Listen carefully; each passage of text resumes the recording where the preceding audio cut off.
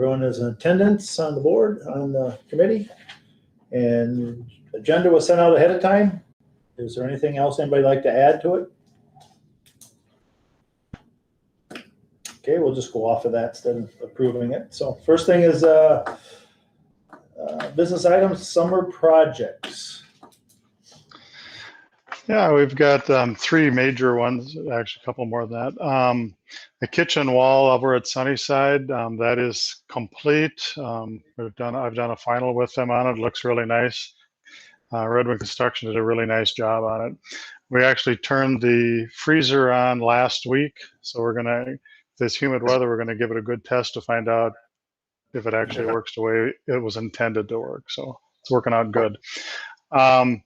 The high school makeup air unit, excuse me, for the metal shop, it's set onto the roof. Electrical and building automation is pretty much complete. There's a few ends they have to complete yet.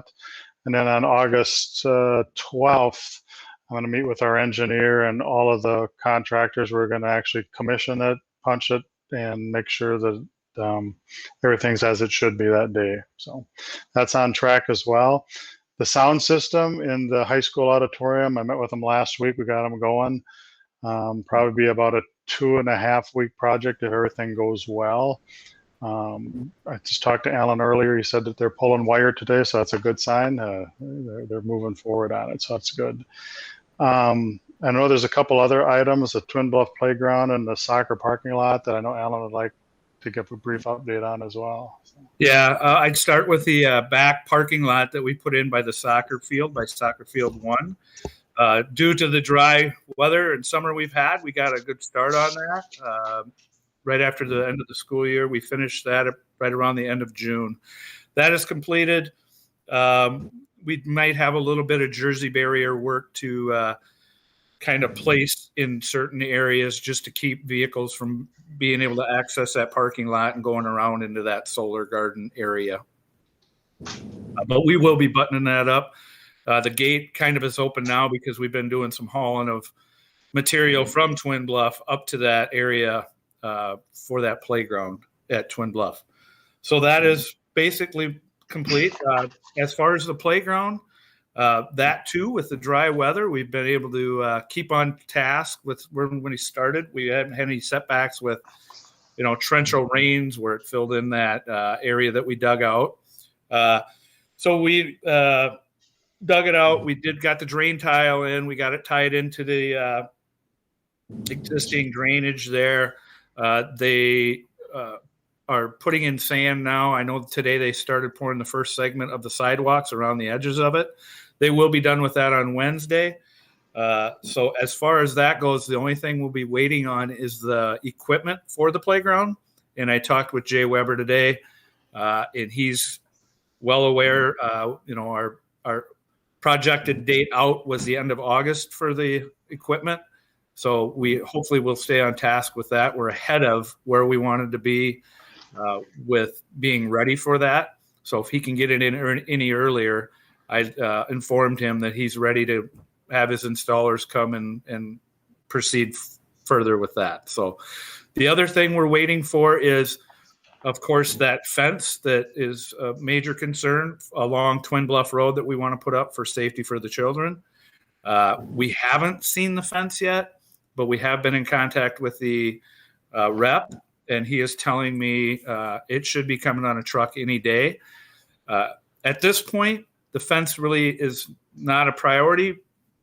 Now that we're at this point, I'd rather wait till the project's a little more wrapped up so that fence ain't in the way and getting damaged since we're at this stage. So that's kind of where we're at with the playground.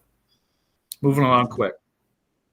Good. Any questions on the numerous projects that Kevin and Alan presented? Nope. Been busy. The weather's cooperating. That's the only good thing about the weather. We need rain, but yes, sure do. Okay. Okay. The next one is the land lease that we sold, and ask for an update on kind of where they are with building the solar garden that they were going to own and operate. And I got a email right back from Brian, who signed the contract. He's the person with IPS doing this. He said, it seems there's an unusual backup on the Red Wing substation that will delay getting our application approved. It will definitely not be constructed this year. Very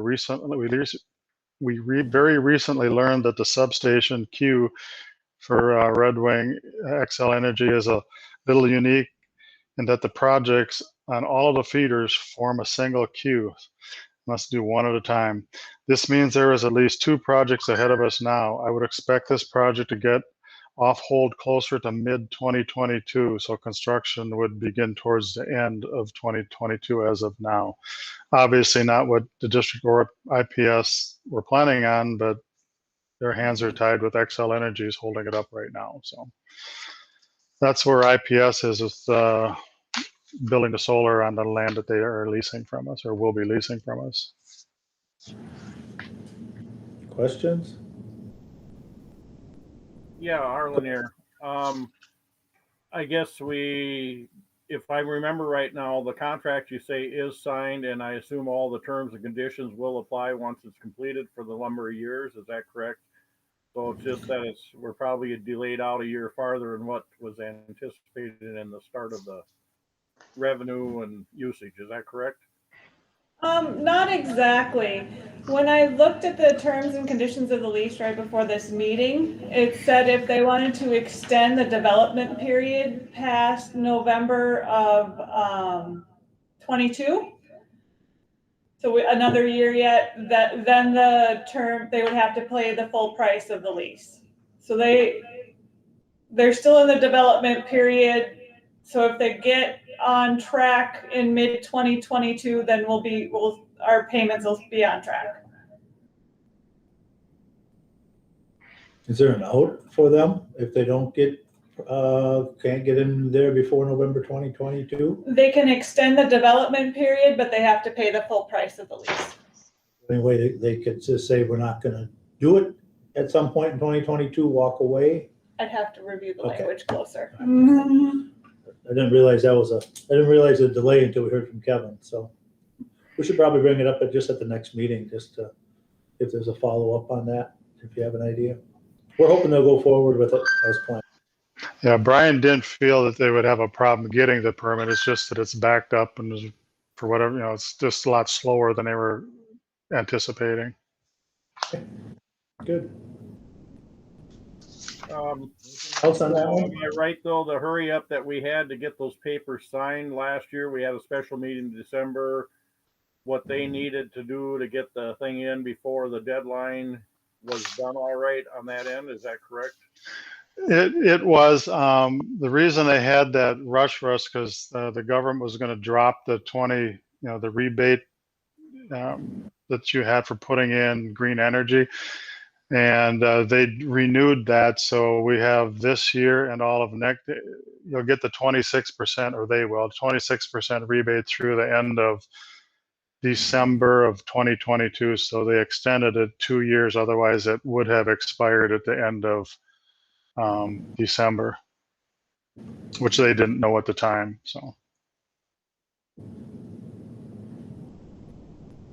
So the bottom line is, unless something drastically happens, we're going to get our, I believe it was 30 years, or was it 25 years? So we're going to get our full payments. It's just a matter of which years it's going to start. Is that right? Correct. Exactly. That's all I need. Thank you. Okay, good. All right, Jefferson School, I asked that this be put on there based upon our board's action back here a month or two ago on closing it for this coming school year, to see what we're gonna do. We bid it. We've had proposals on 2 different occasions, sold it on 2 different occasions, and got it back on 2 different occasions. So it is a annual cost to us. The last numbers I remember seeing were $50,000 to $70,000 a year, just for utilities, upkeep, maintenance around the building, a budgeted item. So I just thought, well, let's get it back on the table, discussion, to see what this committee wants to do to bring to the board at a future meeting.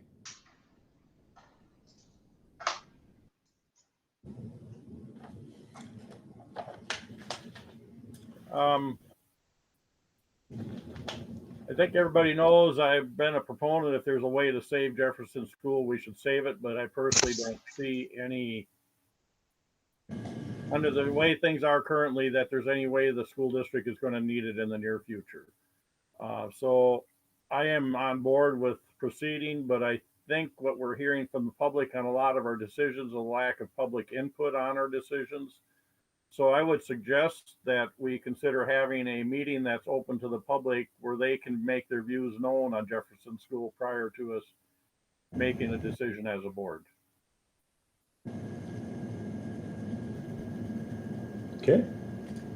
I like that idea, Arlen, opening it up so that people can give input. I know I've heard a lot of talk lately about community members wanting a youth center, and Jefferson has come up as an option for that. And I know that's something the district can't do, but if there's someone out there that's interested in that, it would be in a good location and an interesting idea.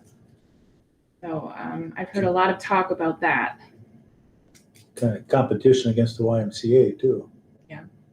Or working together if possible. If working together. So I just want to bring it up because it's sitting here as we closed it at the end of probably June 30th of 2021, we probably officially got out the books and now the new one's going. So I get the idea about input. And I have no problem with doing that. We should schedule something, bring to the board at the meeting on the 16th to see if we want to schedule something to a time period or something to do where we can present information on the costs and ideas. If we have any, if the public has any, if there's any public partnership out there that wants to pick up kind of in the line what Jennifer was talking about or some other idea. The only thing I did say, if we decide to sell it, this time we're going to ask for, we need to ask for earnest money down in case somebody decides to not fulfill the agreement. We have attorney costs and all that built into it the last two times we sold it and didn't recoup anything. So that's the only thing well, certainly if we decide to sell, will be a strong point that I'll be pushing for having somebody, because if they leave, then we get their money to pay for some of our costs that we incurred. So I would just like to say I'd like that meeting that I'm suggesting to occur. I don't want to say sooner rather than later because I think we should get through the summer, but I would like to see it happen this fall if that's the way we proceed. We need to proceed and get it done with. And just another point to put out, I don't know where we're at on our ESSER money and everything else, if we need to find other places to spend it. But it seems to me we delayed the sale of Jefferson School because of COVID, partially, and that would be a place that funds could come from if we have a surplus of those funds available, rather than out of it's coming out of our money one way or another. But possibly the next year's operating or maintenance expenses or whatever you want to call it could be used out of COVID money, in my general knowledge of it. there's a lot of questions what can be, and it's only right to get everybody involved in that question and discussion to see what whatever has to say, from the public to staff to board members. It's we were selling it before because we didn't need it, and Harlan's right. Currently, we have no need for another building, but next month we might. Next year, I doubt it with Montessori coming in and stuff. But it's a good time to have a good discussion, and just know whatever's decided. I think somebody said it pretty well in the last meeting. Is you're not going to make everybody happy no matter what we decide. So on the 16th, I'll bring it up as a kind of a discussion topic, or at least some issue, so that we kind of know when the meeting will be and that kind of thing. And we should probably come up with a couple ideas, either a September or October meeting. Could be that workshop meeting, that fourth Monday of the month, where we get together and people could come in. We could focus, put the attention to that topic for a period of time, and if we have anything else that fill that void, we can do that too at the same time. So give everybody enough time to, don't give ample time to people to get, we need to get our information out, what we see, what we have, and give people then to plan accordingly. Sounds good. Anything else to I think we're come done. before this meeting?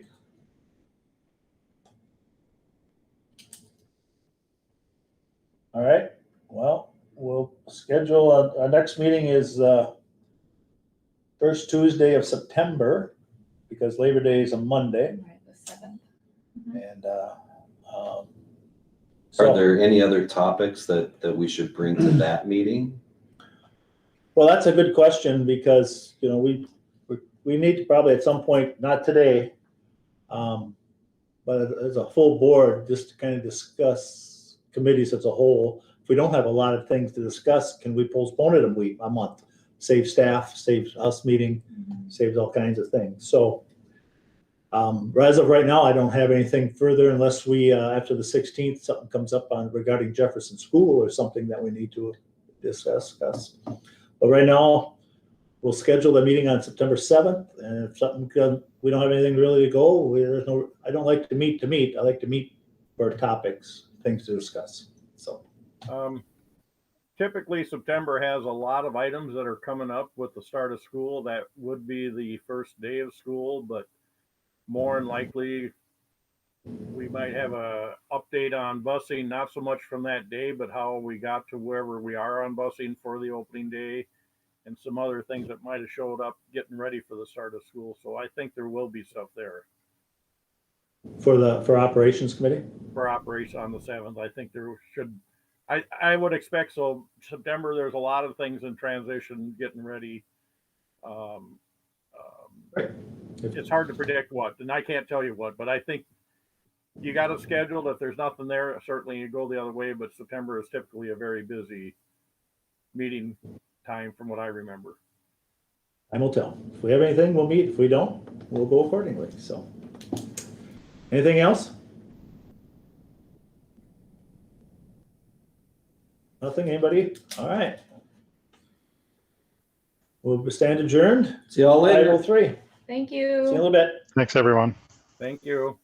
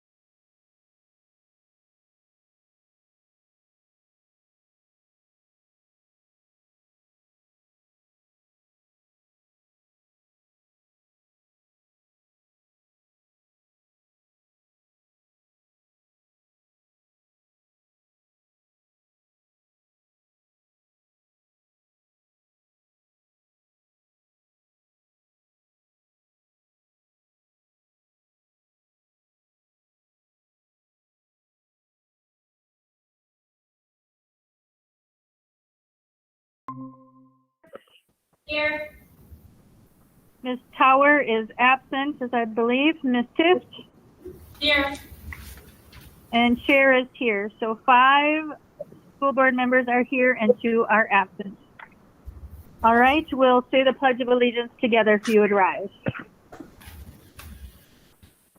I pledge allegiance to the flag of the United States of America and to the republic for which it stands, one nation, under God, indivisible, with liberty and justice for all. Thank you, everybody. Jennifer, Anna, or Jim, would one of you please read the mission statement that's on the board in the room there where you're at? Okay, I have it up right here. I can go ahead and do it, Madam Chair. Thank you, Mr. Bryant.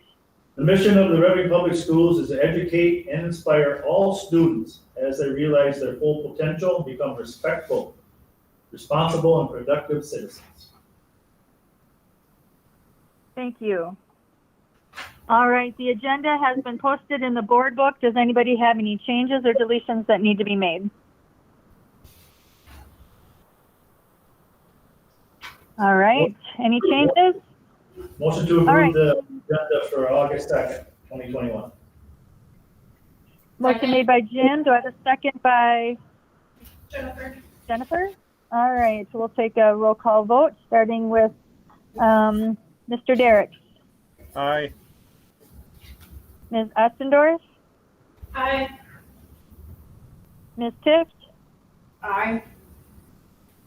Mr. Bryant, Aye. and chair votes aye. So that passes 5-0. Next on our agenda is public comment. I believe we have one person that is present. Is that correct, Mr. Bryant? Yes. All right. Gary Kern is here.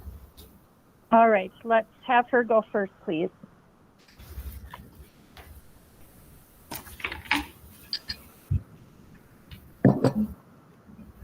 Why don't you explain the public comment period regulations or requirements, please, Madam Chair? Do you have those?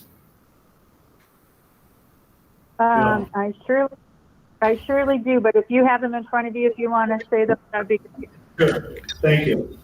Following guidelines could be followed during public comment. We expect comments to be limited to 3 minutes per person, and that a representative be selected to speak on behalf of a group of individuals attending the meeting for the same topic. School board members will listen to the public comments, but will not discuss the topic at this meeting. The superintendent and/or school board chair may provide a response outlining the steps and the school district has taken or will take to address concerns. The summary of the school district's actions in response to public comment will be provided to the school board individuals submitting public comment and/or public at a later date as appropriate.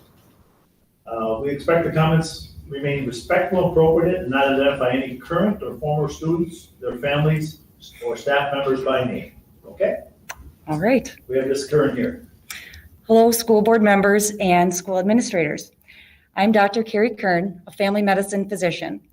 On behalf of myself, physician assistants Stephanie Vetti and Rachel Koenig, and concerned healthcare professionals in our community, I ask that you reinstate the universal masking mandate for this upcoming school year. We know that masking is both safe and effective at reducing spread of COVID-19. The Delta variant is 225% more contagious than the strain that was circulating last fall. It spreads quickly through unmasked and unvaccinated individuals. This jeopardizes in-person learning for all students, and particularly our elementary children who cannot yet be vaccinated. I will be providing you with a letter that includes more information. Thank you very much for your time and your consideration. Thank you. Thank you. Our second public comment came from Audrey Laham. It asked Mr. Anderson to read her email. Would you be doing that, Mr. Anderson? I sure can. Thank you. And again, this is from Audrey Lahammer. I was very excited when I saw the original school start time email and noticed that we would be starting and ending earlier than last year. Last year's start and end time made it very challenging to do some things that could have been solved by starting and ending the school day earlier. Practices for clubs and sports would end later after school, so we wouldn't get home until after 6, which didn't leave us much time to eat dinner and do homework. With practices ending later in the day, newly licensed drivers would have to drive home in the dark. This is especially problematic in the winter when the driving conditions are unsafe. And again, this is from Audrey. I would shower right after practice and then eat dinner and help with chores, which resulted in not being able to start doing homework until 7 or later. I would stay focused and on task with my homework, but was up past midnight most nights trying to finish my homework before class the next day, leaving me with only 6 to 7 hours of sleep. I was unable to do much homework in the morning since I would be busy getting ready for the day and helping my siblings as well. I had tried many different strategies for time management, and they all resulted in staying up late doing homework or getting up very early in the morning to do it, both resulting in very little sleep. It was very stressful to be up late working when everyone else in my family was sleeping. I also found it very challenging to find time to decompress or spend time with my family. I was left with very little free time, which resulted in me being more irritable, disorganized, and stressed. When talking to my friends and other classmates about my problems, it seemed like this was a challenge for them as well.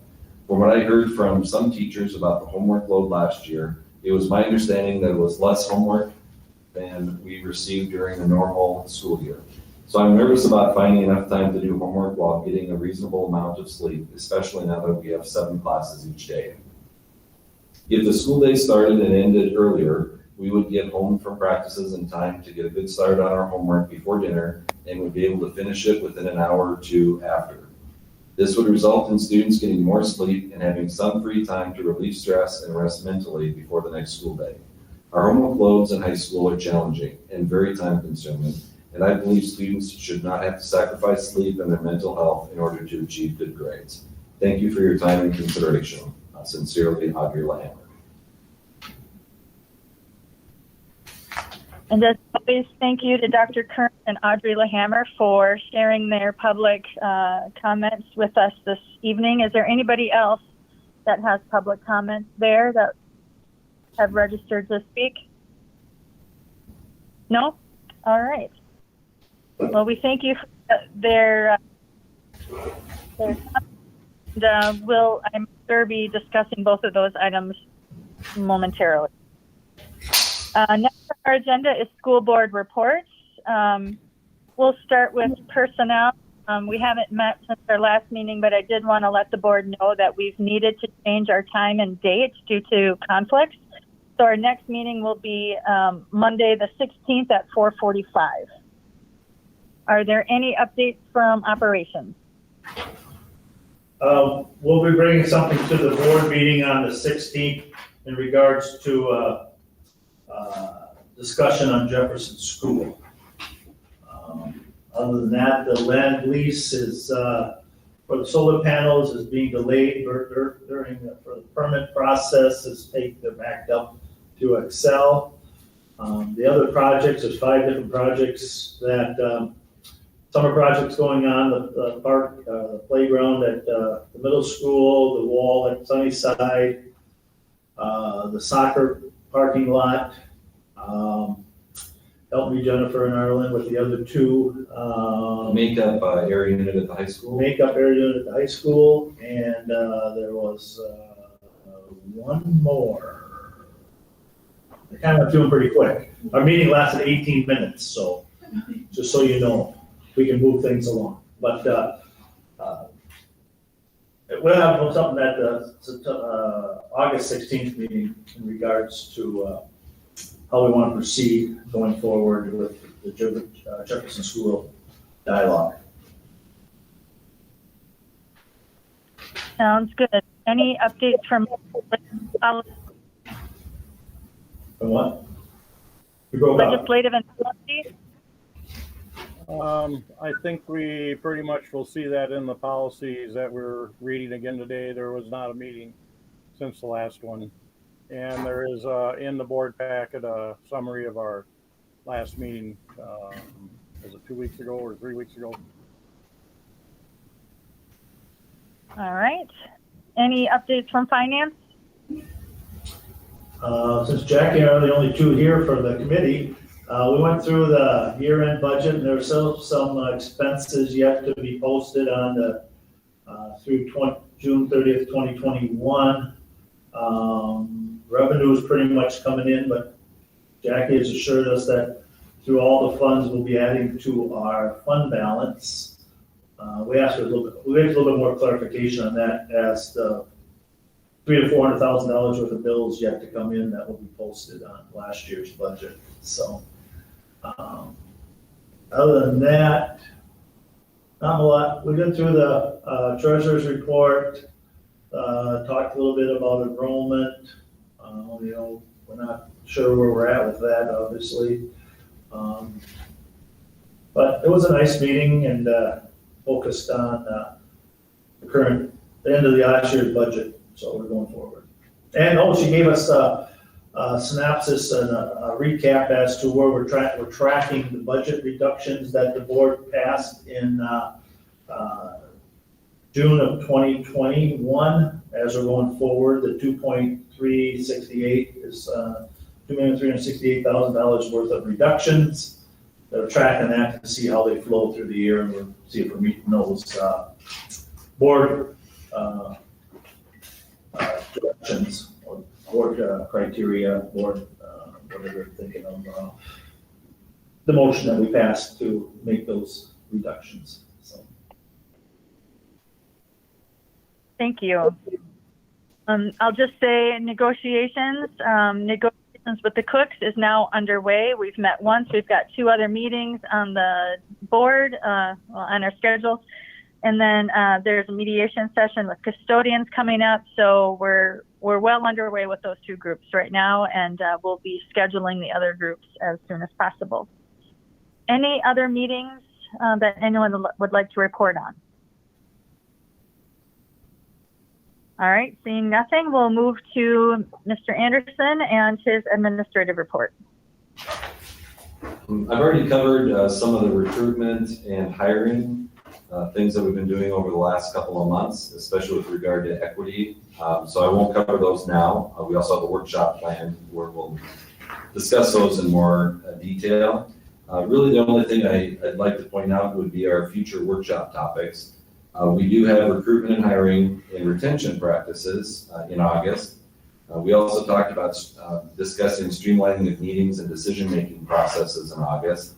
And I neglected to let Jim and Pam know about a plan to discuss student equity again with an equity lens also in August. I think we can cover all 3 topics at that August workshop, but perhaps Pam, Jim, and I should just double check to make sure that's a reasonable expectation. But that's all I have. All right, thank you.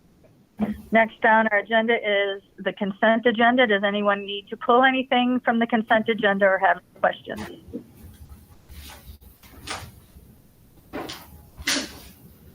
All right, seeing nothing, then I need a motion and a second to vote on the consent agenda as presented.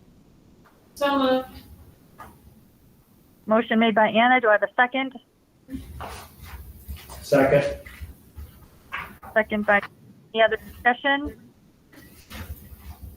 All right, we'll take a roll call vote. This time we'll begin with Ms. Ostendorf. Aye. Ms. Stift? Aye. Mr. Bryant? Aye. Mr. Derrick? Aye. And chair votes aye, so the consent agenda passes 5-0. Next topic is donations and grants. Well, I'd like to highlight 2 significant donations that we've received from longstanding community partners. First of all, the Red Wing Area Fund donated $10,000 toward construction of the Twin Bluff Playground. Also, the Red Wing Public School Foundation, in conjunction with the Jones Family Foundation, awarded $60,563.18 for grants for the 2021 school year. A full list of those grants are included as an attachment. It's a wide variety of different activities, including field trips, books, and a lot of other exciting things that we're just not able to do in our general fund. So again, as always, thank you to the Red Wing Area Fund the Public School Foundation and the Jones Family Foundation for those generous gifts. I'll make a I need a motion. I'll make a Okay. motion to approve the two grants and echo what was just stated by the kind and generous donation of the Jones Family Foundation, the Jones Family Foundation and the Red Wing Area Fund and Salary of the St. Paul and Minnesota Foundation. So very good, nice gestures. I will second that. This is Jennifer. Motion made by Jim, seconded by Jennifer. Any other discussion? I would just like to also say thank you to both of those foundations for their generous donations. And we'll take a roll call vote, beginning with Ms. Tift. Aye. Mr. Bryant, Aye. Mr. Derrick, Aye. Ms. Ostendorf, Aye. Chair votes aye, so that passes 5-0. Thank you again so much. When I look through that list, it's pretty amazing all the different things that our kiddos get to do because of their generosity. And I know those teachers spend a lot of time writing grants and looking for funds to be able to offer our students some out-of-the-box kinds of learning. And so thank you for our staff and our teachers who spend the time looking for that as well. Really great asset we have in our community. All right, moving on to business items. 4.1, the second reading of policy changes. Again, the list of proposed policy changes are included in the board packet. This is just presented for second reading, and so it's more of a formality. If there are any questions from a board member or a member of the community, feel free to send me an email, and I'll respond as quickly as I can. Does anybody have any questions right now? We have a member or two from the legislative committee that could perhaps answer any questions on any of those policies listed in the packet. And of course, when you're up at night and you can't sleep and you want to read through those and questions do come up, definitely reach out to your committee for some questions if any does come up. All right, that brings us to 4.2, the learning plan for 21-22. Mr. Anderson. Well, I realize this is an important topic for all of us. The document that's included there is a rough draft of learning plan expectations for the coming school year. It includes information about potential face coverings, close contacts and quarantining, some school information, and those kinds of things.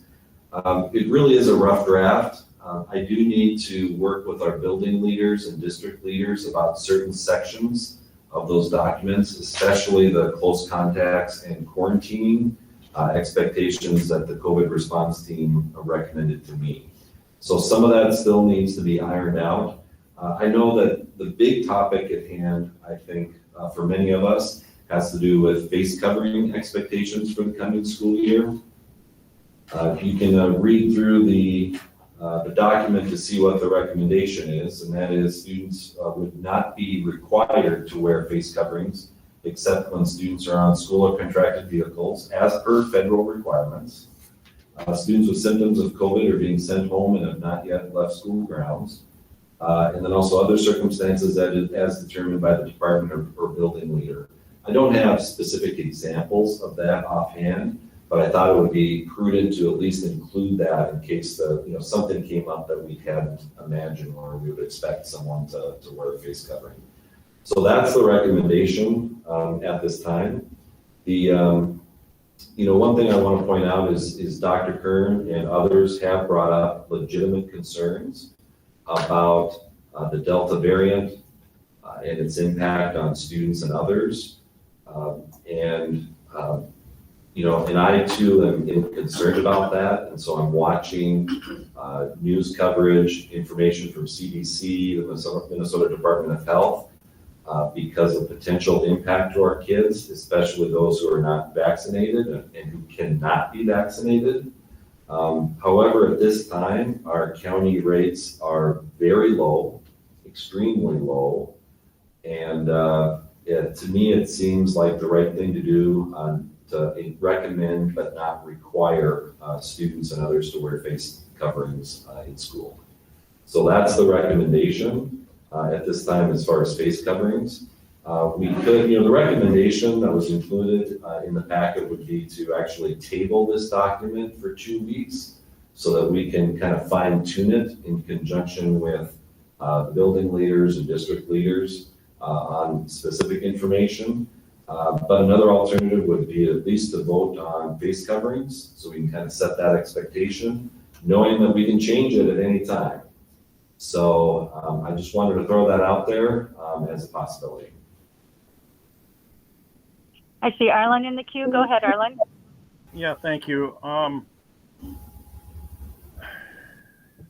It'd be good if we could make a decision sooner rather than later, but I think that would be a mistake at this time.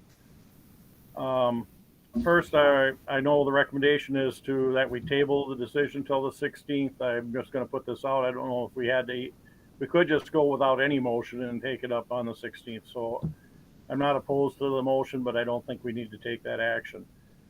I did some reflecting on where we're headed with this COVID variant, and Goodhue County seems to be in a much better spot than other places in our state with the Delta variant, but things are changing every day with what's coming out in front of us. And rather being wishy-washy with a recommendation of mask, I'm wondering if we should just maybe let the public know there's a good possibility that some, if not all, of our students will have to be masked this fall, and leave it at that. Future decisions will come at a future meeting. The questions that come to me is, if we put in a mask policy, when or how do we rescind it when we put something out there? Is it that we authorize superintendent to make that decision? I think we're on track with the elementary students with a mask today, but I'm not ready to make that decision. But if you're going to have the elementary students wear a mask, what kind of example does it extend to the students if our staff doesn't also wear the mask in the elementary school?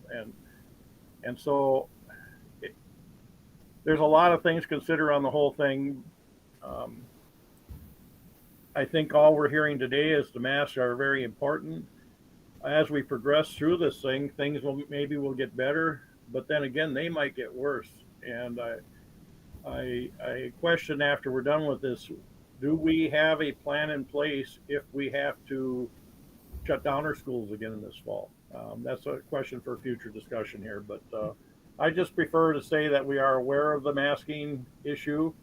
More than likely, we will be needing to wear masks this fall, and I think we make the decision at a future meeting closer to the start of school. So I'll leave it at that. Thank you. Jennifer, you're next. I just had a clarifying question, Carson, on close contacts and quarantining. If we do require masking, would that potentially cut down on quarantining because students would not need to be considered a close contact?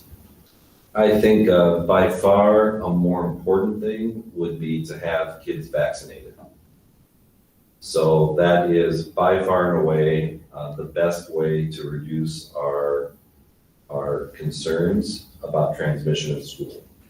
So typically what happens with close contacts and quarantines, and this is one of the things I need to check with Shonda and the COVID response team, is that masking helps, but it may not be enough in some circumstances. So again, kids vaccinating is by far the most important thing.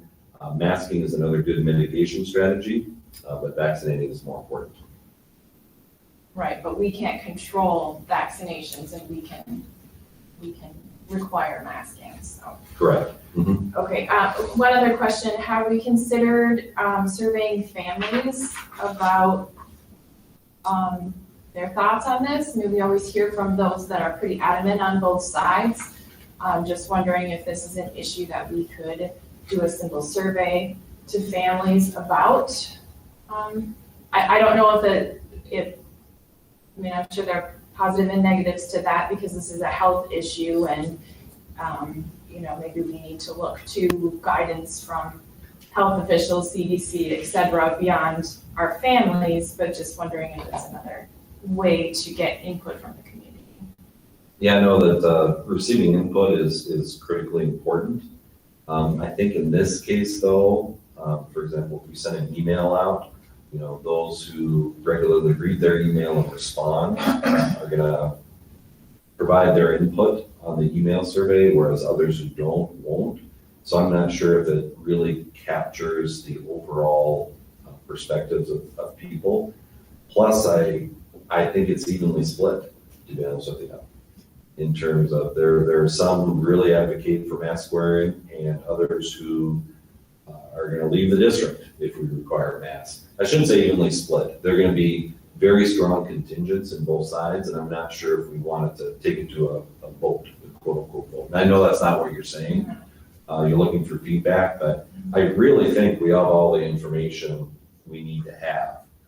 It's going to be a tough decision, but it's there. And if I could go back a little bit, Jennifer, to your first question, because I think it's really important about masking. Again, I am so supportive of encouraging people to get their kids vaccinated if they're able to do so.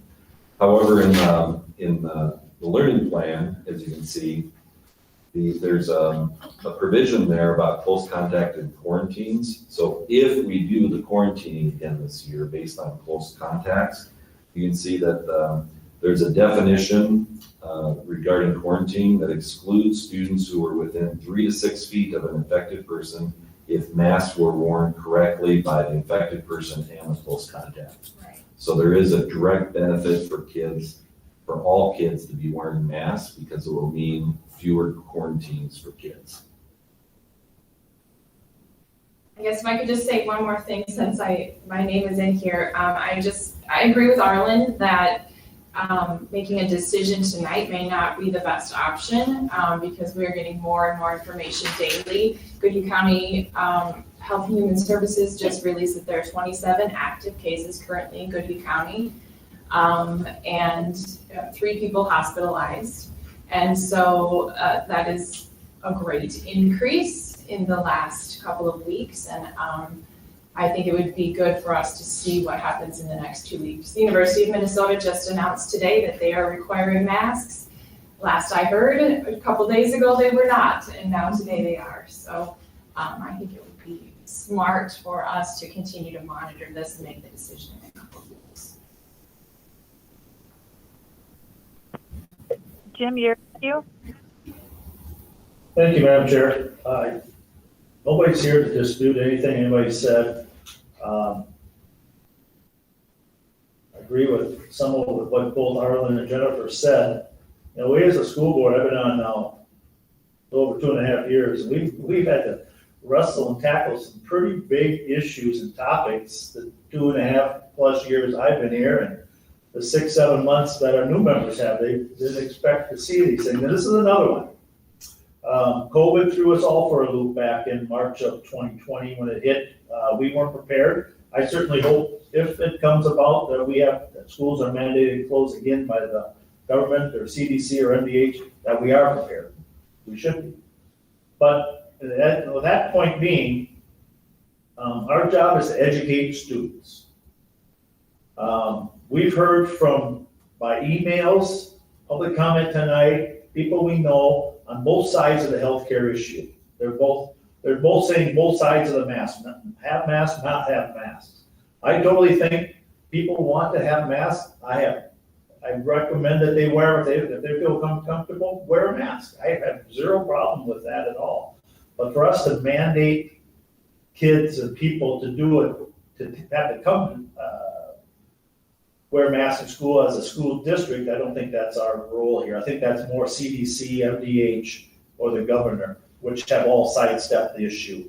Is the variant coming more? Yeah, it is. It's getting more. We're getting more publicity. Goodhue County has over 45,000 people in the county. We have 27 cases.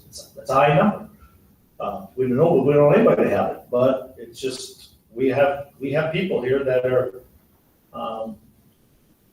getting infected to some degree, but much lesser than other counties around. That could change in a week. I get that totally.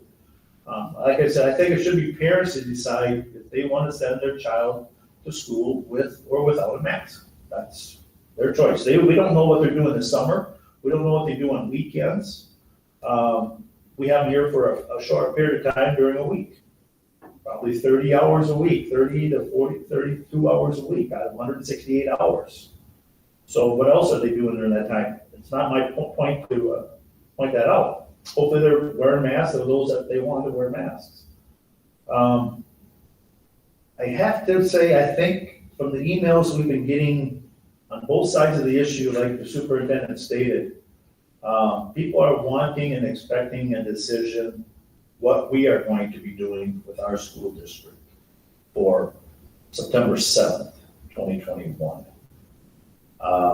If we delay it, okay, I get it. We delay it, that's totally up to the board, but we're just going to be besieged by a number more emails trying to sway us. So we're just pushing it down the road. Maybe pushing it down the road, give us more information. I get that. And I think there's either side we do, decide it's not a bad decision. But I think we need to decide tonight if we want them or not. So our public, our residents, our students, our staff know where we are at with it in the next 5 weeks, when they have 5 weeks to prepare before they start school here at Red Wing School District.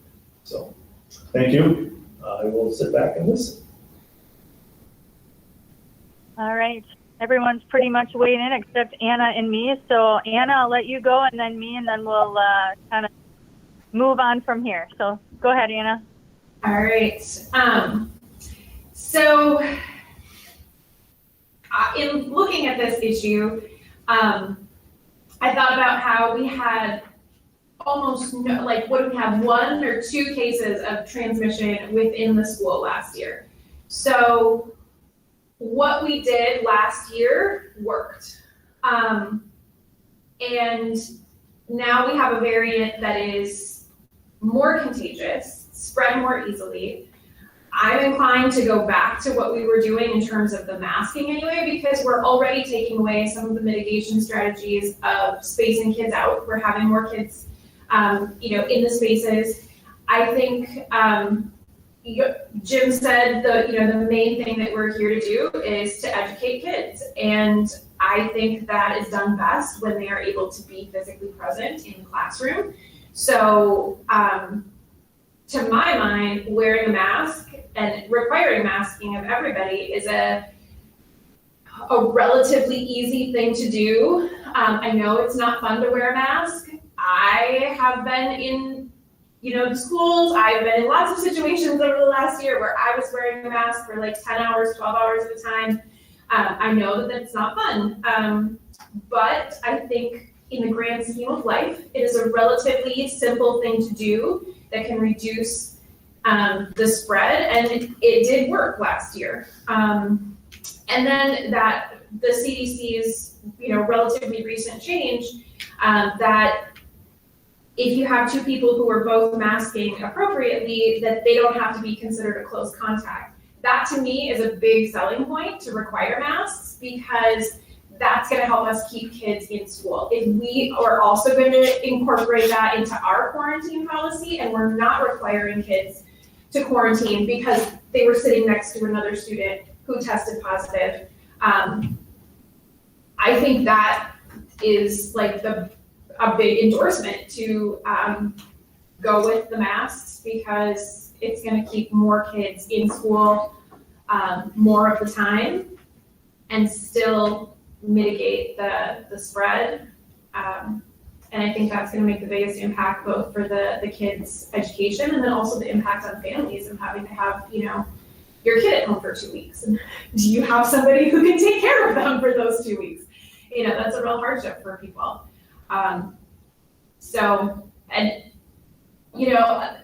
The idea of saying it's up to the parents, on one hand, I appreciate that, but on the other hand, I think that makes it really hard for kids. Like the whole peer pressure and not wanting to be weird, it's hard for kids when they have to be the odd one out. So if most of the kids in the class aren't wearing masks or whatever, I think it's just easier to say across the board. And then also it makes it easier for that quarantine aspect if the teacher can say everybody was wearing masks all day. that it's simple. None of the kids have to quarantine. You know, I think it makes all of the issues simpler in the long run. I understand wearing a mask is, you know, not great for everybody. Totally appreciate that. But I think in the grand scheme of all of the things that we need to do to make our school function, I think it's a pretty low-hanging fruit and easy thing to do that could potentially make a big difference. All right, I'll round it out with a discussion and then move on to figuring out our next steps.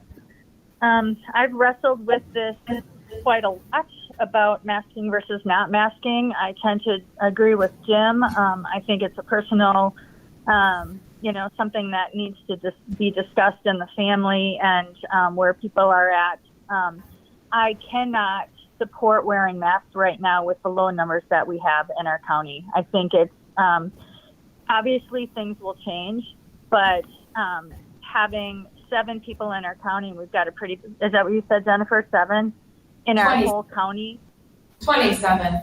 27, even 27 in our whole county of how many people that are, you know, I can't justify telling all of our students that they have to wear a mask because 27 people, and it could be 27 people in Kenyon.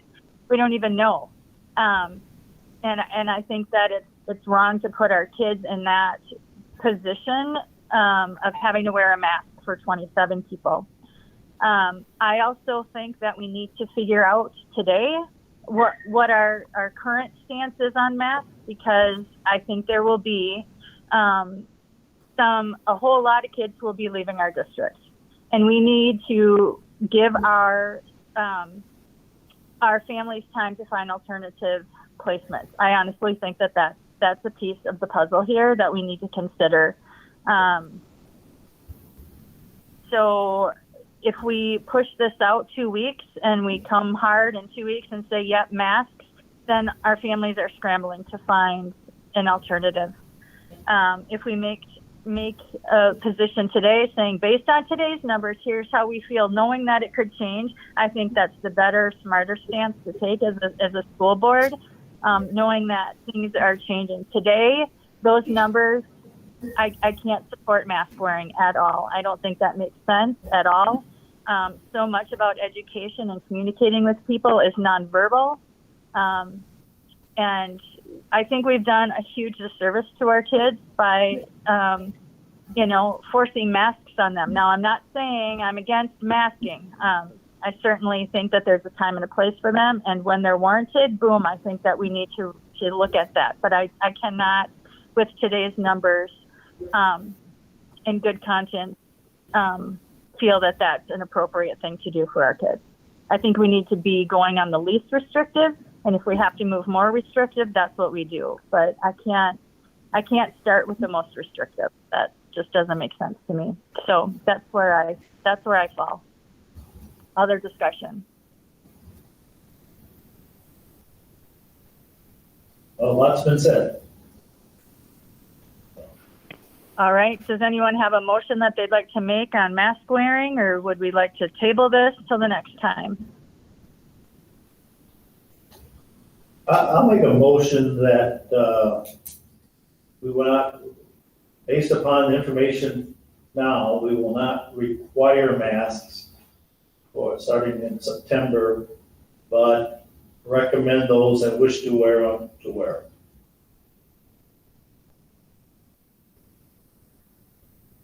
Do I have a second on that? Pam will second it. Any other discussion?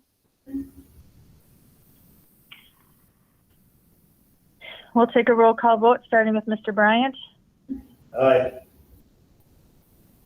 Mr. Derrick. Nay. Ms. Ostendorf. No.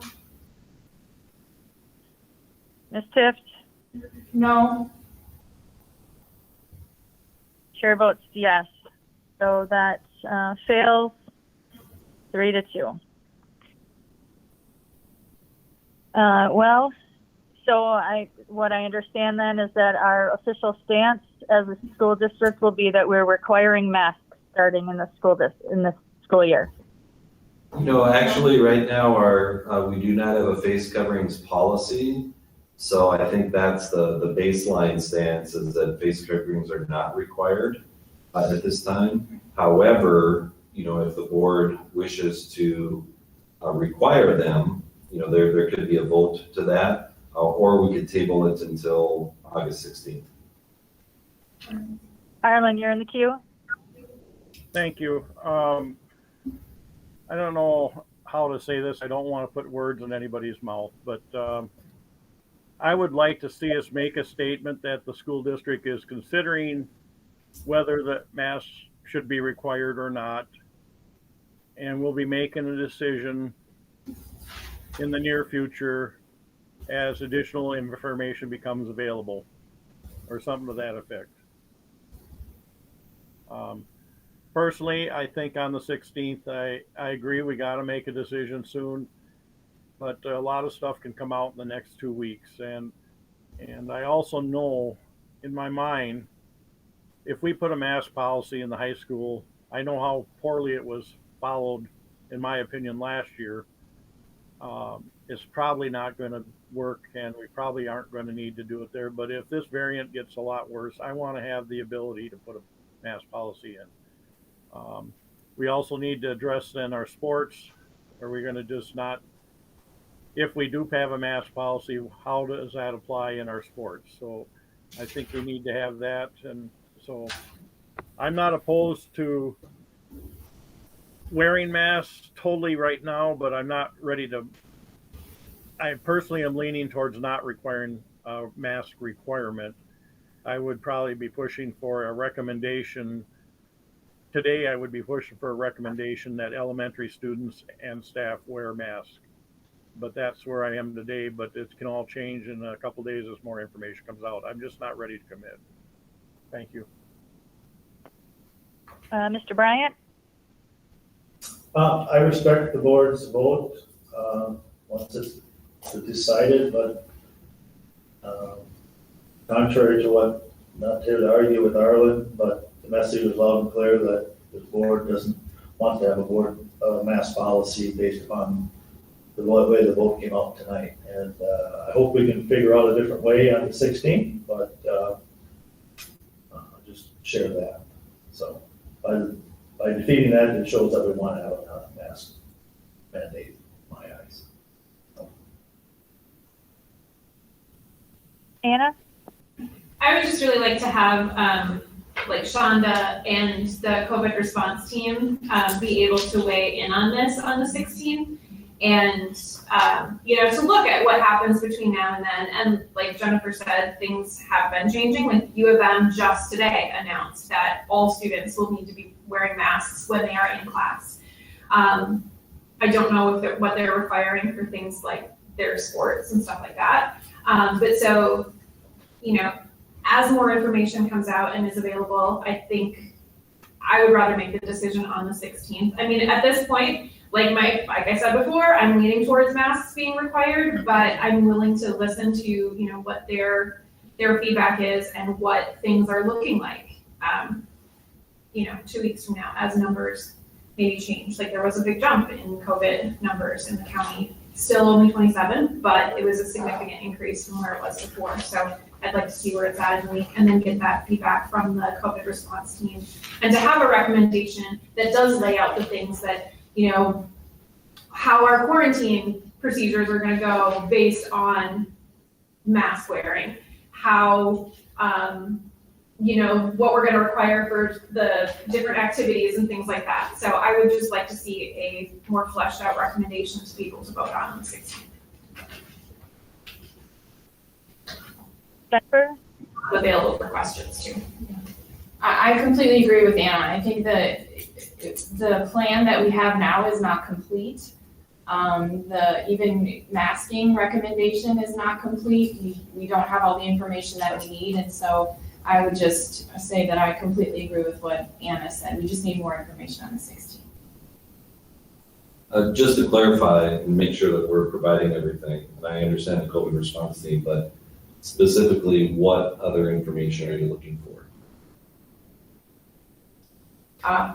Like a sample policy, like a draft of what the policy was. We know what the policy was for this past school year, but what kind of policy would they recommend for this coming year? And then we have something to tweak versus just, otherwise when we make a motion that's like talking for 3 minutes to figure out all the details, it just gets too complicated. If we can have it, concise and clear in a document, we can discuss the different points of it, and then we end up with something that I think is going to be much clearer, because it is getting closer to the start of school that, what the information that we have, whatever vote we take on the 16th, I think needs to be really clear so people know what the expectation is going to be. So for example, and again, I'm just asking for clarity, there's a section in the learning plan that talks about close contacts and quarantines. Mm-hmm. It has 5 different sections. It's confusing because there are different levels of quarantine information, but is that like what's missing from that section to make a decision about close contacts and quarantines? And or maybe, and I don't mean to put you on the spot, but if you have suggestions, if you could at least email me over the next couple of days. Yeah, I think that's better than just asking point blank at a board meeting. Yeah, and I apologize. You need to communicate through Right. the phones or email to get that. I would just say one thing in response to that, Kirsten, is the learning plan is laid out with one idea, but then under recommendations or background information, there is, one option being considered is elementary students could wear face coverings while high school students are not required. It also says that you'd like more time to be able to talk to administration and the COVID response team. And this indicates that we do not have all of the information yet, that more time is needed. And I think masking is too important to just make a decision tonight when we don't know. Mm-hmm. So I that's where my confusion is, and where I would like more information is just based on it's saying that you would like to talk to admin team, then I would like to know what they have to say. Sure. I would like to know also in the next 2 weeks what our numbers look like at that point. They're coming out regularly. Right. Arlen?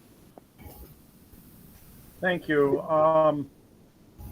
I don't want to stifle any discussion here tonight, so I'm ready to make the motion that's recommended in our board pack at the table till the 16th, because I think that's what the right thing to do is.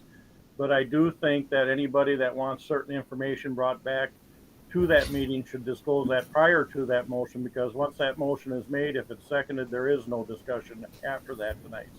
So I'm just going to say I'm in favor of making that motion, but I'm going to wait and make sure everybody has a chance to speak. Anything else that they got? Does anybody else have anything they'd like to share?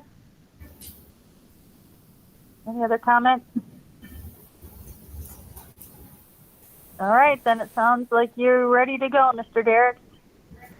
Thank you. I move that we table the learning plan for 2021-2022 until the August 16th regular meeting. Second. That was Anna. Motion, Ireland, seconded by who was that? Anna. Anna, thank you. Any other discussion?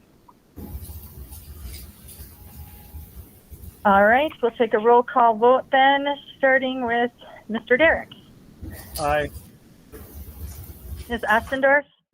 Aye. Ms. Tift? Aye. Mr. Bryant? No. Chair votes no, so that passes 3-2.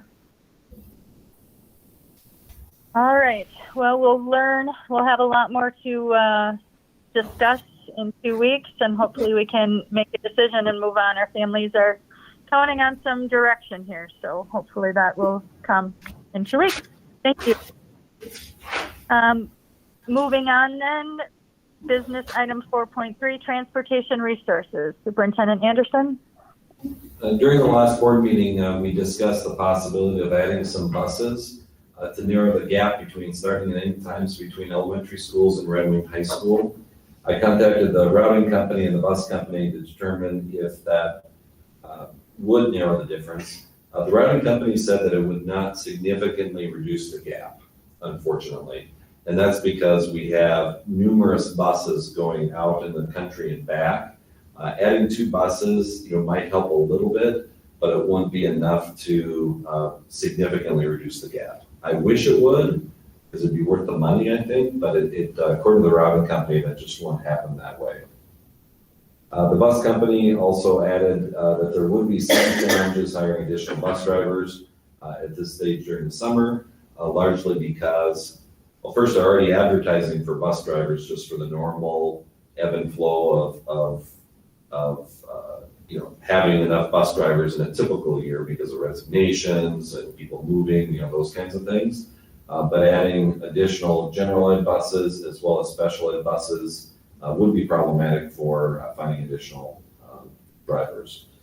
So at this time, it's not recommended to add the 2 buses to the transportation system in order to narrow the gap. There may be some other reasons to add buses. For example, if we find out that the kids from Welch and Prairie Island are on the bus too long, for example, then we may need to add a bus route, to help accommodate that. There are a lot of situations like that, but right now I don't think adding 2 buses to the system would help us. So I don't have a recommendation to make a change compared to our current arrangements. And I wish I could say we would make a difference, because then the recommendation would be different. Arlen, you're in the queue. I think that was for the motion last on the tabling. Okay. Does anybody have any comments about transportation? Jim? I go in the queue. I think in operations, this sooner than later, we'll look at, I'd like to have a discussion on the 1-tier versus the 2-tier. You think about it, there are probably some cases where a bus stops at the same house 4 different times in a day. And curious how that really works and saves. And so somebody can maybe explain that at some point, how if we get everybody on the bus at the same time, then we don't have to worry about the older brothers and sisters leaving or not helping the younger ones get on. If that's the case, we heard on a number of people comment. Not everybody has that, but it's just, I'd just like to know the cost of 1 versus 2-tier and how we can or cannot make that work in the future. But we can certainly add that to operations committee agenda, perhaps in October. Perfect. Yeah. So, and the reason it's not September is that that's the first day of school, so we want them focused on the routing and getting to school the first day. Yeah, it's hard to believe, but then I would hope that we can analyze that shortly thereafter. Arlen, I drove bus for a few years, and the first day was interesting in many years. Sounds like we have 2 potential applicants. I'm sorry, look at the time,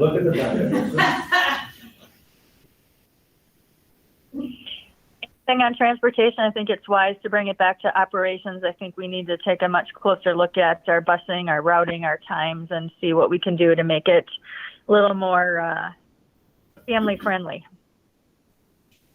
We've heard that loud and clear in the last couple of weeks. Yes, too bad we didn't look at it before, March, April, or March, February, March.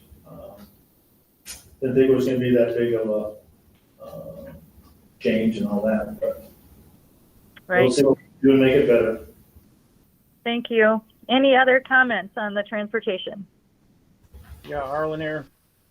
Okay. I am in the queue this time. We need to really address that 1-tier versus 2-tier. I'm totally on board with that, but there's one other step that needs to be taken, and that's to determine I don't know if we want to go and do a survey or how we find out what is the start time that we want people, what's the most preferred start time people want for the high school? What's the most preferred time for start for kids in elementary school? Because we may or may not find that there are a lot of people that want a later start time or high school, or maybe they want an earlier start time. And just to go into a single tier, if there's, and somebody wants late at one school and early at the other, and that's the way the consensus is, maybe the 2-tier is the way to go until we determine for sure what time everybody, the majority of the people want for a school start time. That should be the first step. And then how do we make the busing service accomplish that? So I would ask that we start working on a plan to get that information to go along with that discussion in October. Thank you. I think that's a lovely idea, Arlen. I think it's important to find out where people are at, because we heard loud and clear from a whole lot of people last week that our scheduling wasn't working. And so I think we need to dig into that much deeper than we have. So thank you for that suggestion. Perhaps Jim and Karsten and I can discuss that at our next agenda committee, and maybe Karsten, if you could have some ideas on that, on how we could get some family feedback or student feedback, I think is also important. We heard from Audrey this evening about how it's impacting her. So I think it's really important to get some of the students also involved in the survey as much as possible. All right, anything else? Moving on, 4.4, our agenda item, school safety coordinator. Yeah, this particular item was tabled during our last conversation. And so I did invite Principal Lemonich to the meeting today to talk about the request for a school safety coordinator. Again, the recommendation is to approve the hire of the school safety coordinator under non-classified Group C, terms and conditions of employment, and to eliminate a student monitor position at Red Wing High School. There's some other budgetary items that we can just take care of internally, but that's the official motion that's made today. George, would you mind just going over the reasons why the coordinator position is recommended? Yeah, and I know this has been discussed before, so I won't go into super detail here, but really what we're looking for is trying to enhance the student monitor position that we currently have, and make it something that we feel is necessary given the large number of students we have in the building. We're at 1,200 students with 712. We have 6 grades. When you look at the number of grades we have, the particular grades we have, I should say, typically 7th, 8th, and 9th grade students will, on average, and you could look at this across pretty much any school district, you'll see those are the grades where the most discipline referrals take place. And we just feel like we just need somebody who can help us not just supervise hallways, which is basically, and the cafeteria, which is what our student monitor was doing. We want somebody who's trained in the ability to do those things, obviously, but then also work with students, have some training in de-escalation, have the ability to work with kids one-to-one, if there's a mental health situation where they can be a first responder, so to speak, within the building. Typically, that would be the case with this individual. And just really enhance the overall safety of our building with somebody who has a little bit more training. And so in order to do that, we felt like we had to create a position that was beyond the student monitor. And so this person we would hope would have some training. That's our hope. That's what we put into the job description, was to have some training in de-escalation and things like that. So they'll assist us with building-wide implementation of our PBIS, and obviously work with our people who handle the discipline data and things like that, looking for trends, things like that. So this person would be an assist to our administrative team in helping run and keep the building safe. So that's why we're calling it a safety coordinator. Also, as part of this position, there is a district part to it. About 10% of the job will be working with other schools, helping them with safety coordination in their buildings as well. So, but that's kind of what we're looking for here with this position. Does anybody have any questions about that? Perhaps, unless you have something else to share, maybe Jackie could share how we would pay for the position. That'd be great. Yep. All right, so we estimate, based on how this position was banded, it was similar to other grade ratings for positions in the non-classified group C. Estimated cost would be about $60,000. Georgia and I worked together, and as reducing the student monitor position would save $30,000. We would code 10% for the crisis management piece, or to LTFM, or long-term facilities maintenance aid. That would be $6,000, and the other $24,000 would come from reducing the budget for internal teacher substitutes, so teachers subbing on their prep grade.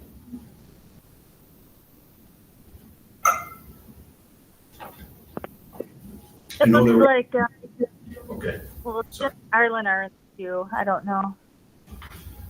Yeah, I'm here. Okay.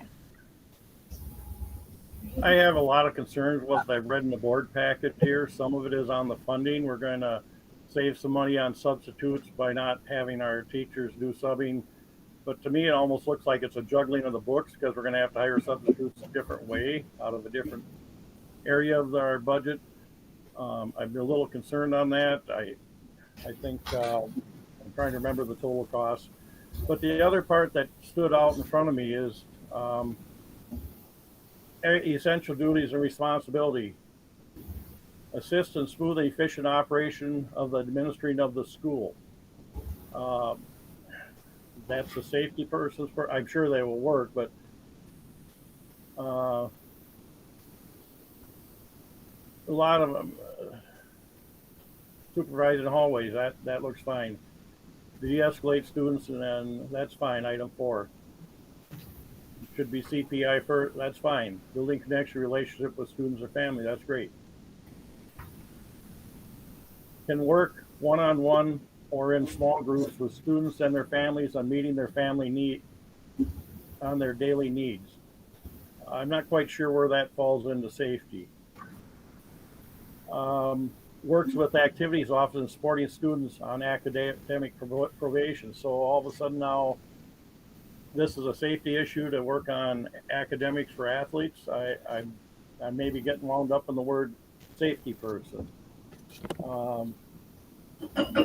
So I'm having a real hard time supporting this position, because it just seems like it's a hodgepodge of all these different things that, yes, we maybe have a need for, but I'm just kind of lost going through this all, and the funding seems to me like it's a way of taking some money from here and there and saying we're paying the position, but the money's got to come from somewhere for taking care of substitutes. Just because we did eliminate paying substitutes from the high school teacher, or not high school, any school teacher that takes an extra class or whatever, if they don't take it, somebody else has got to do it. We got to pay them. So I just having a hard time supporting this when I look at it all. Thank you. Can I answer, or should I wait? Go ahead. Should I? Okay. So Arlen, I hear your concern, and I think this is where the big hang-up is on the sub thing. First of all, so as we've done subbing in the past, we've had a need for somebody to carry out the lesson for the teacher, because in the past we didn't have Google Classroom, we didn't have that learning management system to do that. So this past year, though, that's how our teachers basically gave their lessons, was through the Google Classroom. So there really isn't a need anymore to have an individual teacher in a particular classroom doing that if we don't have, and when I'm talking about unfilled jobs here, I'm not talking about, this is our cost for unfilled jobs. We will have substitutes for our classroom, but this is for unfilled positions that happen during the day. You know, specific days we might have 6 teachers out. There might be 3 that are filled, 3 that are unfilled. The 3 that are unfilled are usually filled by our own staff that are doing it on their prep time. And that's at $1 a minute, okay? And they basically go in there, they take attendance, and they sit there and watch the kids do their work on Google Classroom. They're not administering anything, they're not doing any teaching, they're just supervising the students because that class has already been, the lesson has been put out on Google Classroom and the students are working on it. So that's where I see the potential savings here is that we could utilize our permanent sub to take a number of classes that might be unfilled. That doesn't happen every day, but it happens. You know, we'll have every once in a while we'll have a day where we'll have 3 classrooms that aren't filled, and so those students could then report to, for instance, the auditorium, the cafeteria, depending on the hour and where we are in the day. Obviously, you can't have students in the cafeteria during lunch, but that would be our idea. Would be to put those students in those areas with a supervisor, a permanent sub that we've hired, and then they would take attendance and supervise. And of course, we know that when you have 3 classes of students in an auditorium, you might need a little extra supervision here and there. So we would make sure that we would have somebody going through and help, sweeping administrators, student safety coordinator might. I mean, there's a lot of hands on deck that could help us with that. But I think that's how we look at saving here, and it could be. We thought the money could be better spent in a position that could enhance and support our students more directly than through paying a teacher, $1 a minute to sit in a classroom and watch the students. You know, I just feel like we'd be saving money there. It's more efficient for the district for sure. But that's kind of what the thought was there. So I don't know if that helps explain that. I totally understand this is somewhat confusing, and if you're not really, in the trenches every day seeing this, it's hard to understand how this could work. But that's kind of how I see this working for us, and I think it really would be a successful thing. A lot of schools are going to this kind of an option because they already have, and they have been using this, Schoology or Google Classroom for a number of years now. They've kind of gone to this kind of model for subbing as a result.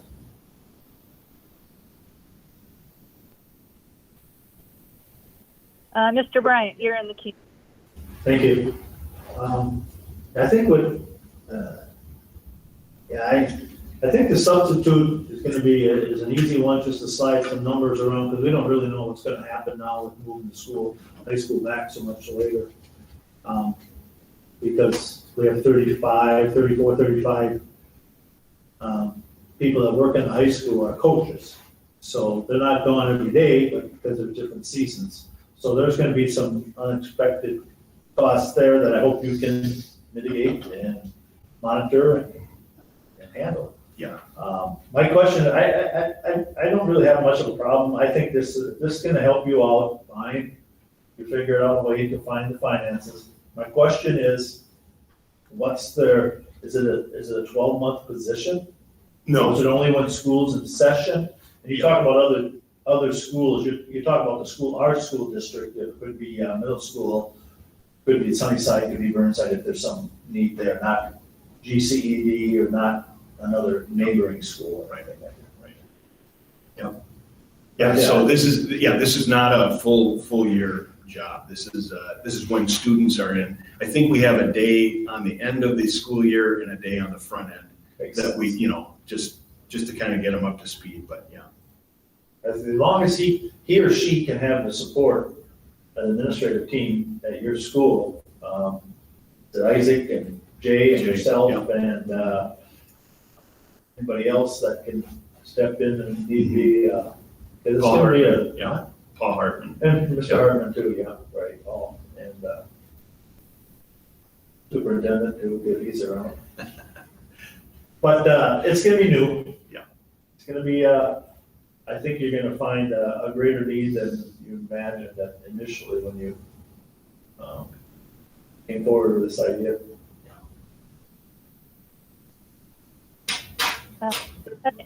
Anna, you're in the queue.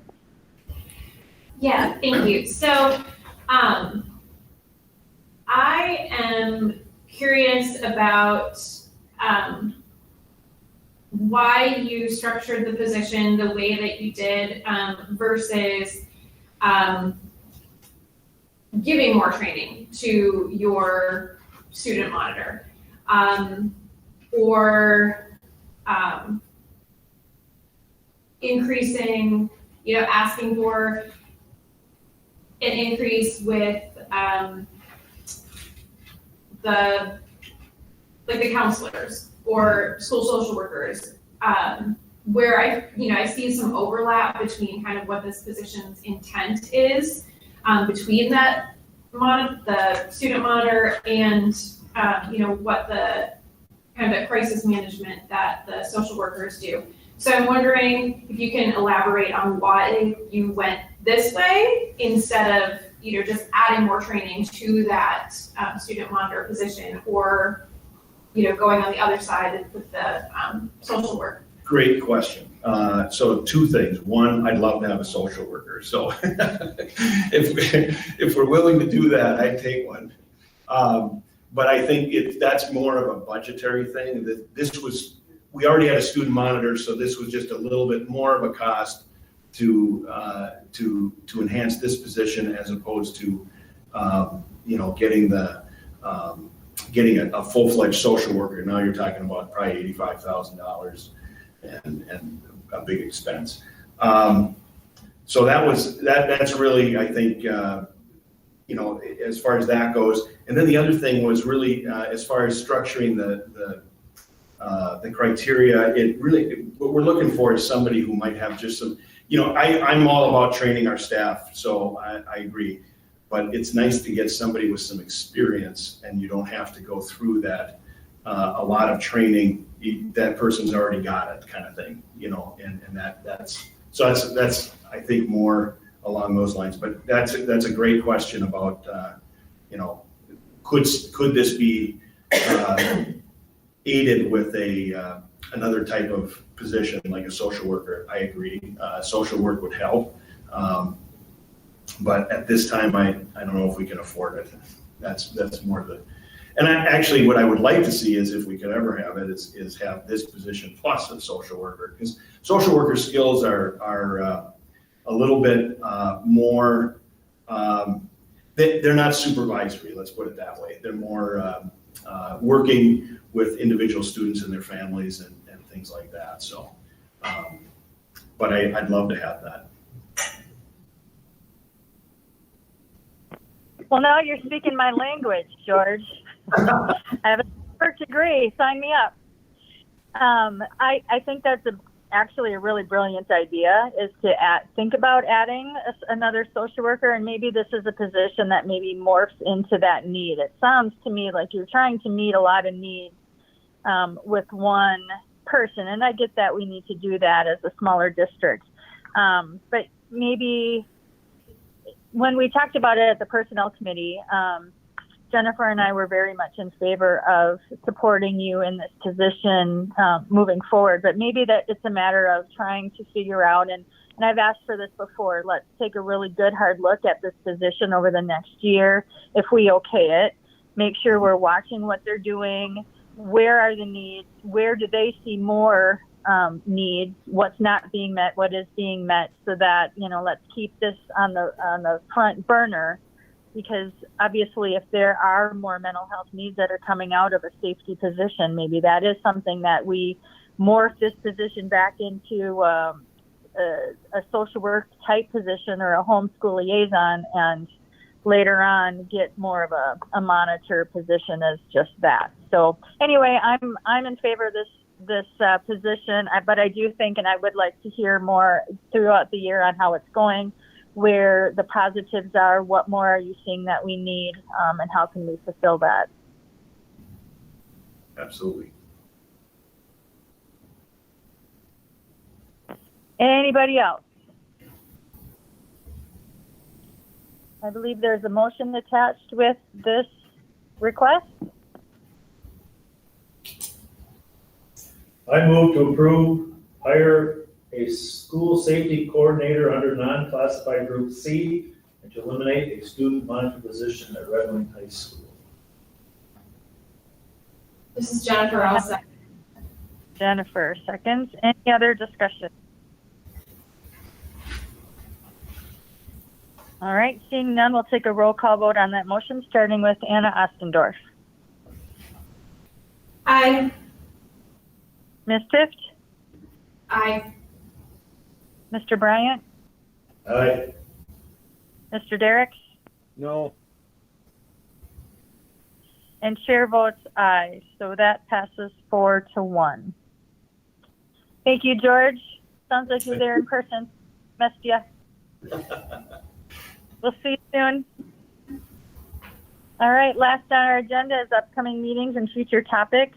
Just a couple that I will highlight. The agenda committee usually meets on Tuesday of every week, but we had to move our meeting to next Wednesday, the 11th, instead at 1:30 for some schedule. We had some schedule conflicts. So the agenda committee is meeting Wednesday. Our next school board meeting is on the 16th, 6 p.m. Personnel meeting is 4:45 right before that. Anything else that anybody would like to highlight in upcoming meetings or upcoming topics?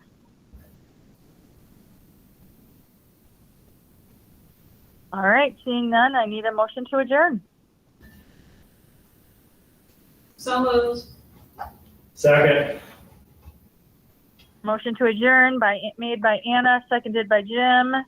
We'll take a roll call vote, starting this time with Ms. Tift. Aye. Mr. Bryant? Aye. Mr. Derricks? Aye. Ms. Ostendorf? Aye. Chair votes aye. We are adjourned at 7:22. Thank you, everybody. Have a good rest of your week. We'll see you soon. Bye. Bye.